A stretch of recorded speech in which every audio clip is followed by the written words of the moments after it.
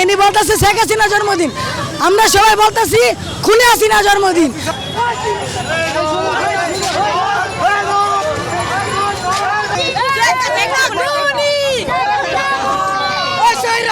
জন্মদিন শেখ হাসিনার জন্মদিন।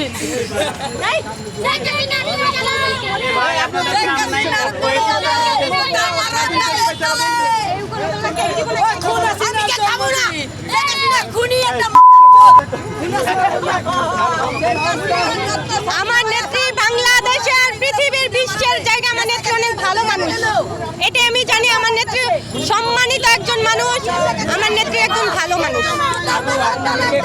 আমাকে এইভাবে অপমান না করলে পারতি।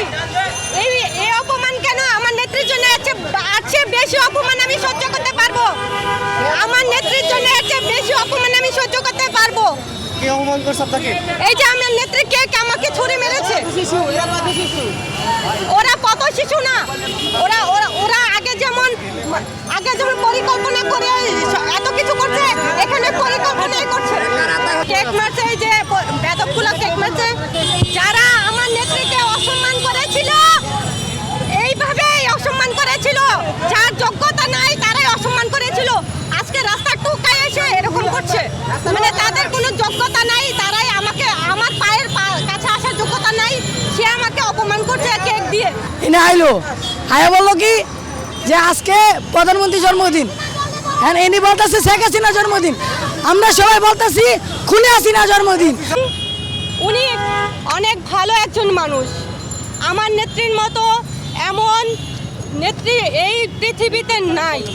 বাংলাদেশ কেন, পুরো ফুললি কোনো পৃথিবীতে কোনো দেশেই নাই। আমার নেত্রীর নাম জননেত্রী শেখ হাসিনা। আমি ওনার জন্মদিনের কেক কাটতে এখানে আসছি, ওনাকে অসম্মান করা হয়েছে যেই জায়গায়, সেখানে আমি তাকে সম্মান জানাতে এসেছি। গতকালকে কেটেছি বাসায়, আজকে কাটছি এখানে।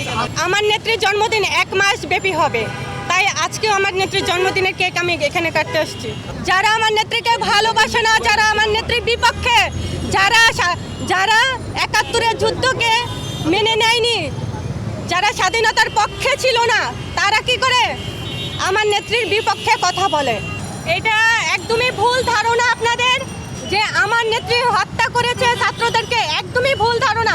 আমার নেত্রী যদি হত্যা করতো তাহলে আমার নেত্রী ফ্রিতে বই দিত না, আমার নেত্রী পড়াশোনা করার জন্য এত সুযোগ সুবিধা দিত না।